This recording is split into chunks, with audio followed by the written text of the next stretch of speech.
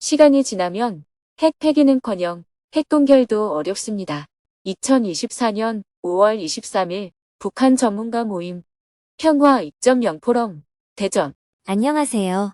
서울정토회관의 아침이 밝았습니다. 스님은 새벽 기도와 명상을 마친 후 평화재단으로 향했습니다. 오늘은 북한 전문가들과 조찬 모임을 하는 날입니다. 얼마 전 워싱턴 DC를 방문하여 미국 의회, 정부, 싱크탱크 관계자들을 만나고 온 결과를 공유한 후 북한 주민의 생활 상황을 살피고 환율과 식량 가격의 변화를 점검했습니다.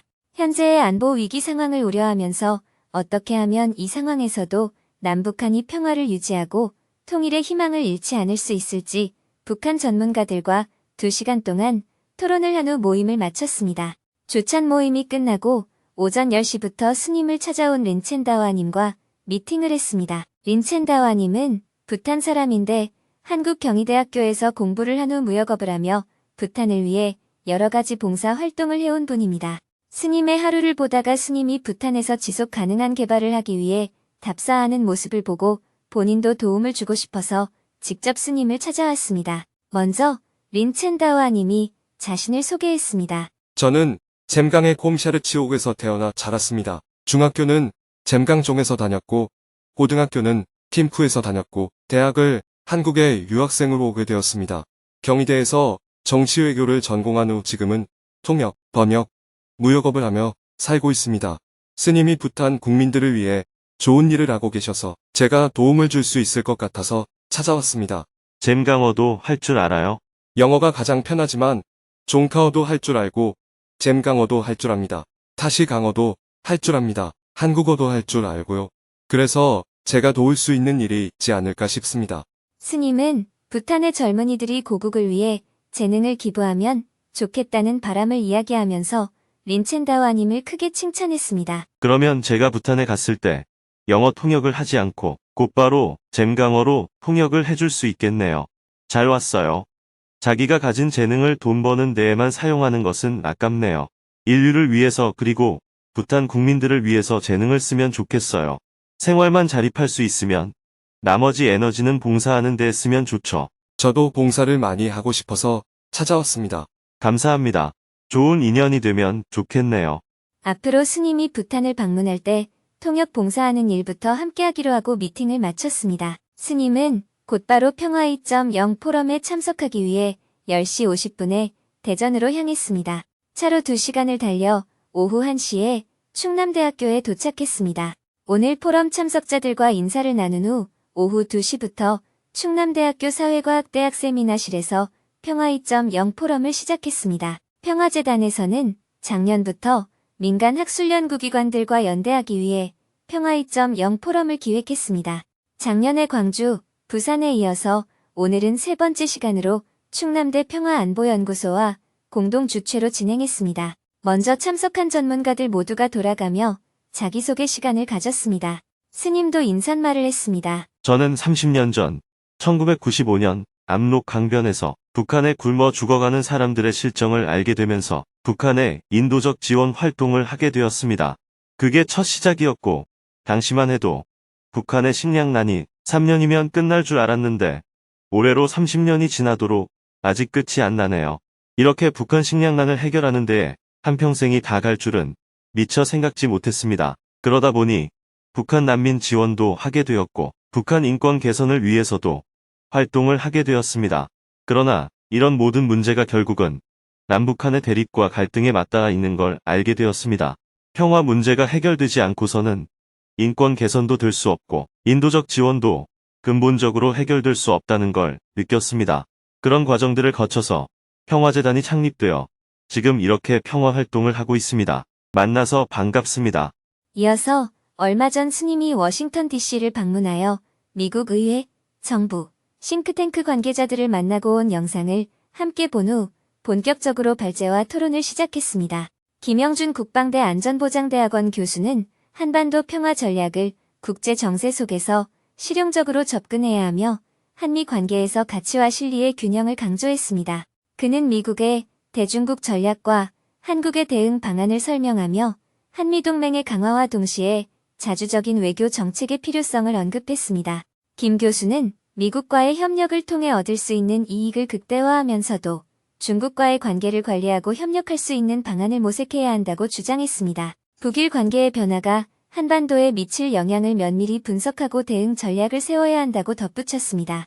또한 새로운 통일 담론을 통해 젊은 세대에게 보다 현실적인 접근을 할 필요가 있다고 지적했습니다. 김지훈 충남대 평화안보연구소 소장은 현재의 안보 환경을 분석하며 평화 2.0을 위한 제언을 중심으로 발제했습니다. 그는 미중 경쟁과 러시아 우크라이나 전쟁 등으로 한반도의 지정학적 위치가 변화하고 있으며 중국과 러시아가 협력을 강화하고 있는 상황을 설명했습니다. 또한 미국의 가치 외교가 실리적인 요소가 크므로 한국이 이에 휘둘리지 말고 실리적 접근을 해야 한다고 주장했습니다. 기후변화 완화와 군축을 통한 국제적 협력이 중요하며 전쟁과 군비 증강이 탄소 배출을 증가시켜 기후변화를 악화시키는 문제를 해결하기 위해 미중 간 협력을 유도해야 한다고 강조했습니다. 김영준 교수는 실용적이고 전략적인 접근을, 김지훈 소장은 국제협력과 경제적 상호 의존을 통한 평화 구축을 강조했습니다. 발제에 이어 패널 토론이 이어졌습니다. 패널 토론에는 김학성 교수의 사회로 고봉준 교수, 남기정 교수, 엄정식 교수, 조한범 위원이 참여했습니다. 고봉준 교수는 한반도 안보 상황을 현실주의적 관점에서 분석했습니다. 고 교수는 한미동맹의 강화가 불가피하지만 지나친 애조는 북, 중, 러 연대를 강화시켜 진영 간 대립을 심화시킬 수 있음을 경고했습니다. 그렇기 때문에 미국과의 관계를 강화하면서도 중국, 러시아와의 협력도 병행해야 한다고 말했습니다. 남기정 교수는 한반도 평화 프로세스의 성과와 한계를 인식하고 새로운 평화 2.0 전략을 제시했습니다. 그는 단극 혹은 양극 체제의 불안정성을 지적하며 3원 3제의 질서를 통해 안정적이고 전략적인 이익을 확보할 수 있다고 주장했습니다. 엄정식 교수는 미국 대선 결과가 한반도 평화에 미칠 영향을 분석했습니다. 그는 바이든 행정부와 트럼프 행정부의 정책 차이를 비교하며 한반도 비핵화와 평화 구축을 위한 다양한 시나리오를 제시했습니다. 엄 교수는 가치와 이익을 동시에 고려한 외교 전략의 필요성을 강조하며 미국 대선 결과에 따른 한반도 정책의 변화를 예의주시해야 한다고 말했습니다. 또 북중, 북러 관계를 신중하게 분석하고 한국의 외교적 접근을 정교하게 설계해야 한다고 주장했습니다. 조한범 의원은 전통 안보와 신안보의 복합 위기를 강조했습니다. 그는 탈냉전 이후 전통 안보의 중요성이 여전히 크다고 지적하며 우크라이나 전쟁과 북핵 위기를 예로 들었습니다. 조 의원은 생명 안보와 기후 평화라는 새로운 안보 개념을 발전시킬 필요성을 언급하며 전통 안보와 신안보가 결합된 포괄적 접근이 필요하다고 주장했습니다. 또 북한의 핵 위협이 장기적으로 지속될 가능성이 높기 때문에 이에 대한 현실적 대응 방안을 모색해야 한다고 강조했습니다. 각 패널의 발표에 이어 자유롭게 질문하고 토론하는 시간이 이어졌습니다. 참가자들은 급변하는 국제 정세 속에서 한반도의 평화와 안보를 모색하는 다양한 시각과 전략을 제시했습니다. 또 가치 외교와 실리 외교, 전통 안보와 신안보를 아우르는 포괄적 논의를 통해 한반도 평화의 새로운 길을 모색했습니다. 발제와 토론을 마친 후 마지막으로 스님이 오늘 토론을 마무리하는 맺은말을 해주었습니다. 여러분들의 발표와 토론 내용을 잘 들었습니다. 시간을 정해 두고서 각자 발표만 하고 가는 세미나가 조금은 비생산적이란 느낌이 있었는데 오늘처럼 시간 제약 없이 깊이 있게 대화를 나눌 수 있는 자리에 참석할 수 있어서 공부가 많이 됐습니다. 여러 가지 관점에서 상황을 바라볼 수 있어서 참 좋았습니다. 세미나의 주제를 한반도 평화 2.0이라고 정했는데요. 국가 안보에서 인간 안보로 나아가고 그리고 생명 안보로 나아가는 것도 평화 2.0이지만 그보다는 현재 남북관계의 위상에 변화가 생겼다는 점이 중요하다고 생각합니다. 앞으로 북한과의 관계를 풀어가기 위해서는 지난 30년과는 다른 관점에 서야 합니다. 당근과 채찍이 둘 다 실패했다면 제3의 길은? 보수 쪽에서 주로 주장한 대북 강경책은 더 세게 밀어붙이면 북한이 붕괴되거나 굴복할 것인데 자꾸 뭘 주어서 체제를 연명하는 것은 실책이라는 관점을 가지고 있었습니다. 진보 쪽에서는 북한과 대화를 하고 햇볕을 쪼이면 북한이 옷을 벗고 나와서 정말로 핵을 포기할 수도 있다는 관점을 가지고 있었습니다. 두 가지 방법 중에서 어느 것이든 하나를 끝까지 고수했다면 결과적으로 효과가 있었을 수도 있습니다. 그러나 결과적으로 두 방법 다 실패했다는 것을 인정해야 합니다.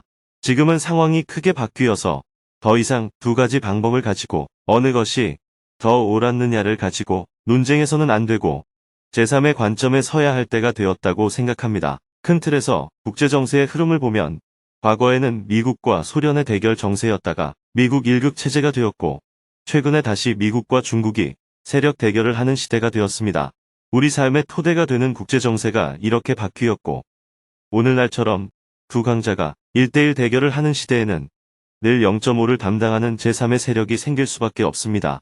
한반도 정세 또한 과거에는 북한 우위의 시대가 있었고 그 다음 남북한 균형의 시대가 있었습니다.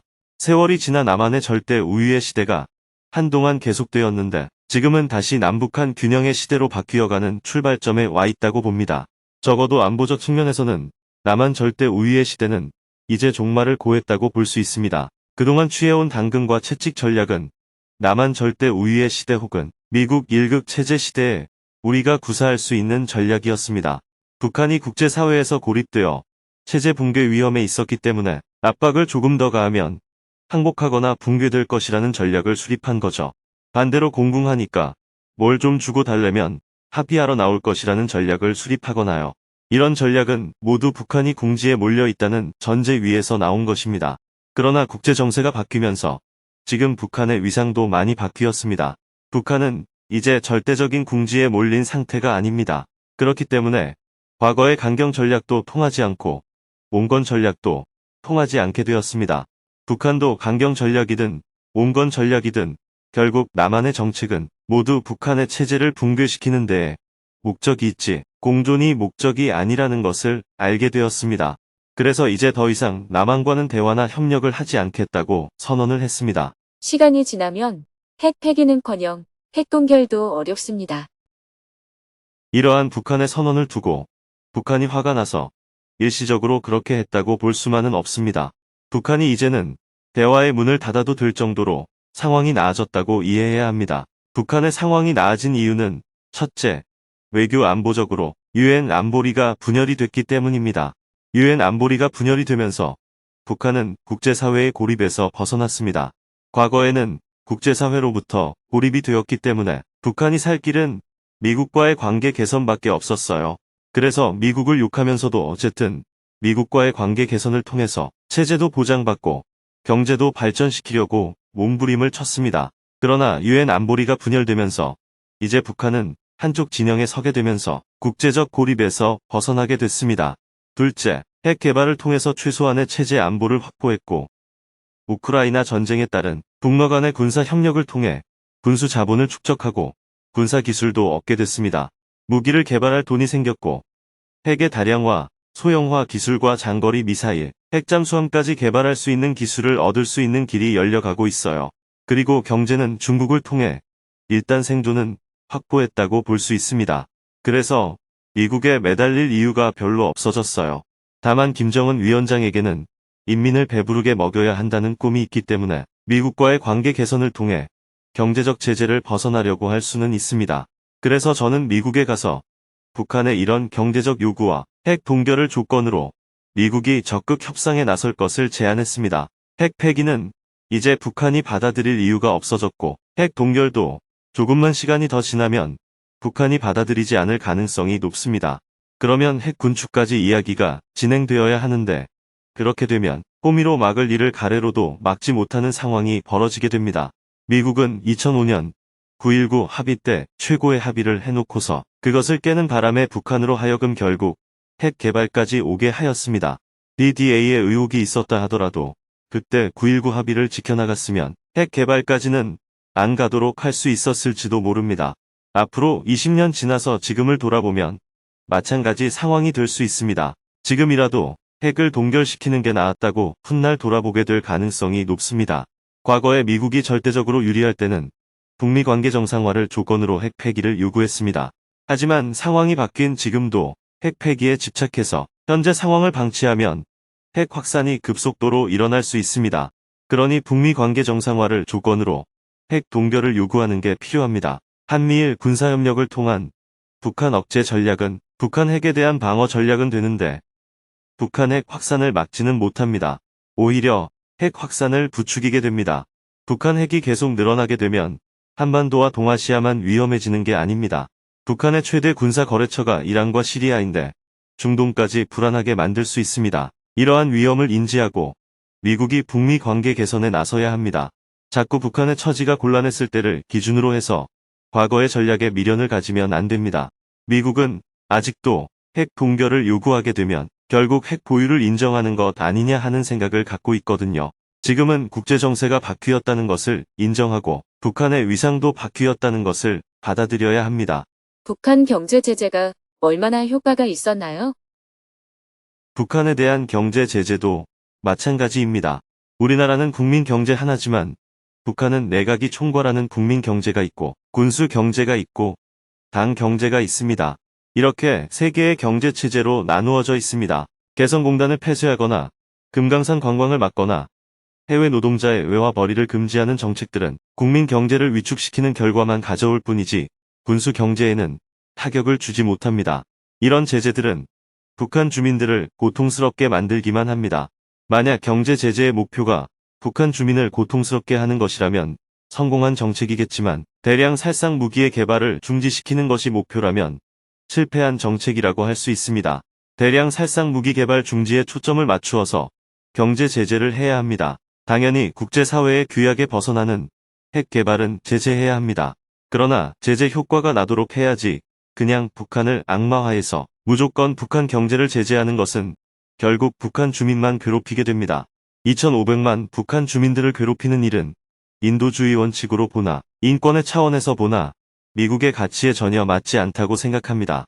북한의 군사적 위험을 빨리 멈추려면 북미 관계를 풀어야 합니다. 관계를 풀려면 협상을 해야 하고 협상을 하려면 상호 이익이 되는 조건을 내걸어야 합니다.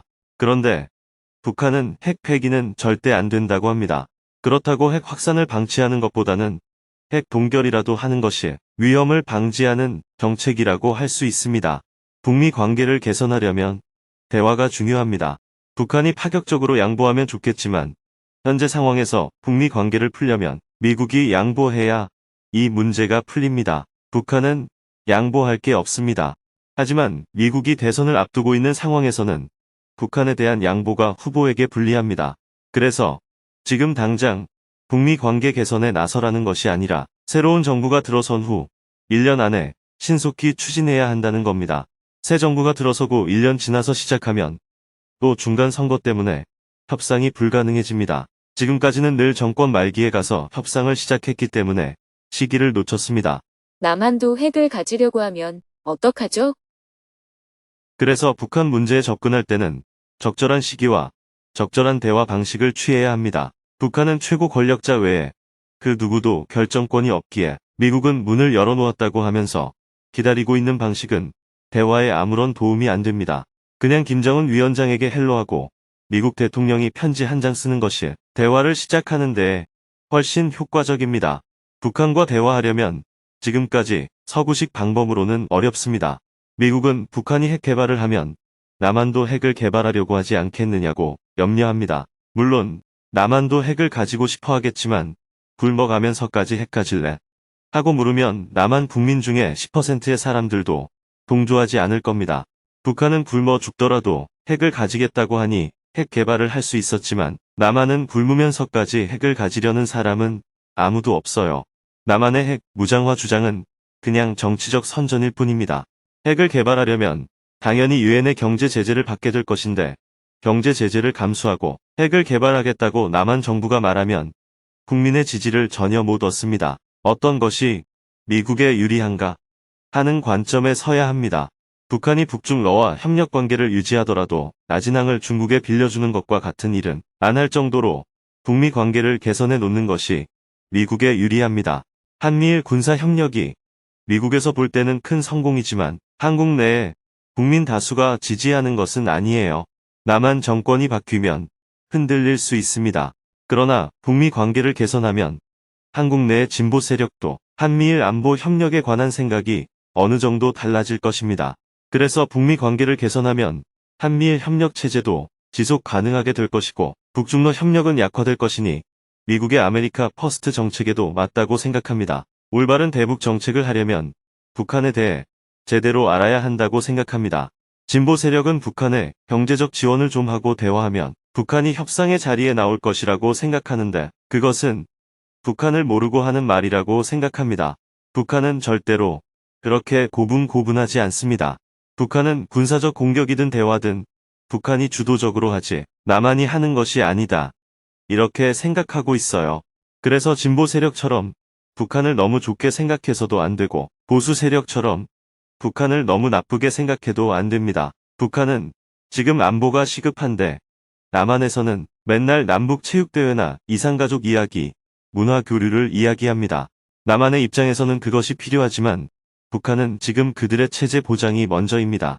그러나 남한 정부는 항상 쉬운 것부터 시작하자고 하다 보니 관계가 풀리지 않고 지금의 상황에 이르게 되지 않았나 생각합니다. 보수든 진보든 상관없이 다음 정부는 이전의 정책을 답습하는 데서 벗어나 북한의 변화된 상황을 반영해 새로운 안을 내면 좋겠습니다. 그리고 북한이 어떻게 나오느냐는 우리가 너무 신경 쓸 필요가 없다고 생각합니다. 우리가 정말 자주적이라면 민족이 가야 할 길을 중심에 두고 북한이 두 개의 국가로 가자고 나와도 좋고 하나의 국가로 가자고 해도 좋다. 대화하자고 하면 대화하자. 이렇게 큰 포용력으로 끌어안아야 합니다. 그렇게 해야 오히려 북한의 대남 전략에 끌려가지 않고 우리가 중심을 딱 잡을 수 있습니다. 우리의 큰 목표는 통일이고 가까운 목표는 평화입니다. 그래도 대한민국이 이제는 중심을 잡을 만한 위치가 된 것 같은데 아직도 자신감이 부족한 것 같습니다. 대한민국의 외교가 미국에 대해서도 기본적으로는 협력하되 자기 중심을 잡고 새로운 한미 협력 시대를 모색해 나갔으면 좋겠습니다. 6시가 되어 장장 4시간에 걸친 포럼을 마쳤습니다. 마지막으로 기념사진을 촬영했습니다. 참석자들은 인근 식당에서 저녁을 먹으며 토론에서 못다한 이야기를 더 나누기로 했습니다. 저는 서울에서 저녁에 회의가 있어서 먼저 가겠습니다. 이야기를 더 나누시기 바랍니다. 스님은 참석자들에게 양해를 구하고 곧바로 서울로 향했습니다.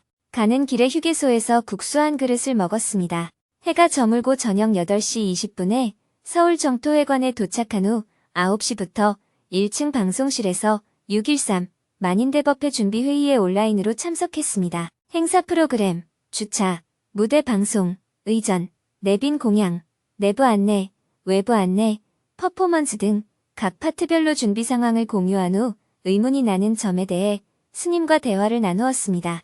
2시간 동안 회의를 한 후 밤 11시에 회의를 마쳤습니다.